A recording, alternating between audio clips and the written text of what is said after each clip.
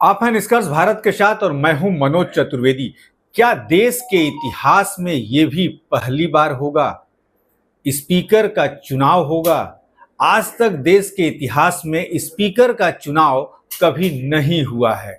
जी हां, और एनडीए के उम्मीदवार के रूप में ओम बिरला का नाम प्रधानमंत्री नरेंद्र मोदी ने प्रस्तावित कर दिया है। लेकिन मामला उस समय और तूल पकड़ना शुरू कर दिया, मामला उस समय और पेंच फंसने लगे जब कांग्रेस ने अपने सांसद के सुरेश को मैदान में उतार दिया है। राहुल गांधी जब संसद में पहुंचे तो उनसे पत्रकारों ने पूछा कि स्पीकर के मामले पर क्या होगा, तो राहुल गांधी ने कुछ अंदर की बातें पत्रकारों को बता दी। उन्होंने कहा कि राजनाथ सिंह ने करीब करीब 6 बार हमारे अध्यक्ष मल्लिकार्जुन खड़गे को फोन किया है कि हमारे स्पीकर को सपोर्ट कीजिए। जी हां, राहुल गांधी की पहले बातें हम सुनवा दें तो राजनाथ सिंह को सुनवा।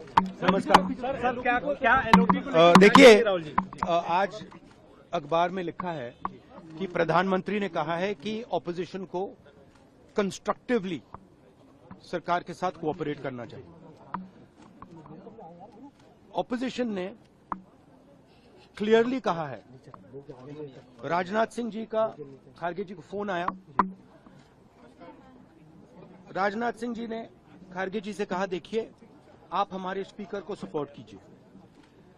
ऑपोजिशन, पूरी ऑपोजिशन ने कहा है, हमने सबसे बात की है, पूरे ऑपोजिशन ने कहा है कि हम स्पीकर को सपोर्ट करेंगे, मगर कन्वेंशन ये है कि डेप्यूटी स्पीकर ऑपोजिशन को मिलना चाहिए।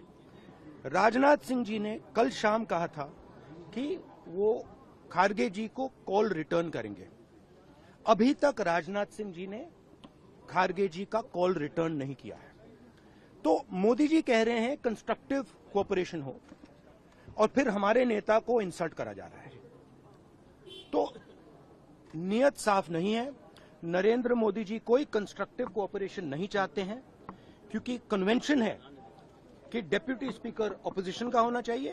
और हमने कहा है, पूरे ऑपोजिशन ने कहा है कि अगर कन्वेंशन फॉलो किया जाएगा तो पूरा समर्थन स्पीकर के इलेक्शन में हम देंगे। तो ये मैं आपको क्लैरिफाई करना चाह रहा था। हाँ? यूपीए के समय में हमने दिया था। तो मेरा कहना है कि नरेंद्र मोदी जी कहते कुछ हैं और करते कुछ हैं। यही इनकी फॉर्मूला है, यही इनकी स्ट्रेटजी है, और इनको ये बदलना ही पड़ेगा। Thank you.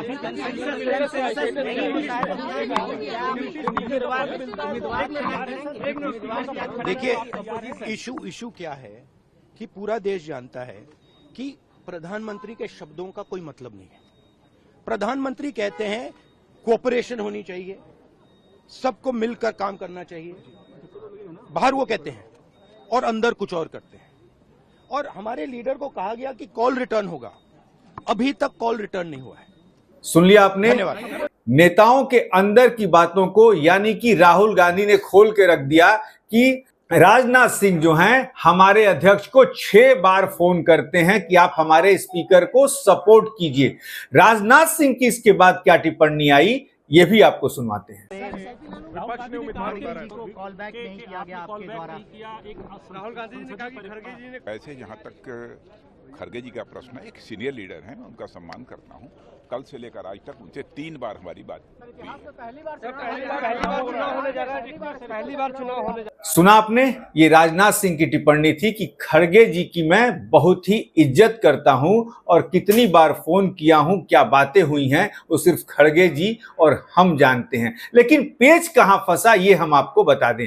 कांग्रेस जो है, या पूरा कह लीजिए कि इंडिया जो गठबंधन है, वो डिप्टी स्पीकर पे अपनी मांग कर रहा था कि डिप्टी स्पीकर विपक्ष का होना चाहिए, और शायद होता भी ये है। लेकिन भाजपा के तरफ से कोई ठोस आश्वासन नहीं मिलने के कारण इंडिया गठबंधन ने अपने कांग्रेस सांसद के सुरेश को मैदान में उतार दिया है। अब देखना यह होगा कि देश के इतिहास में क्या ये भी जो स्पीकर का जो चुनाव है ये भी सुनहरे पन्नों में लिखा जाएगा या नहीं, इस पर भी नजर रहेगी। आप बने रहिए।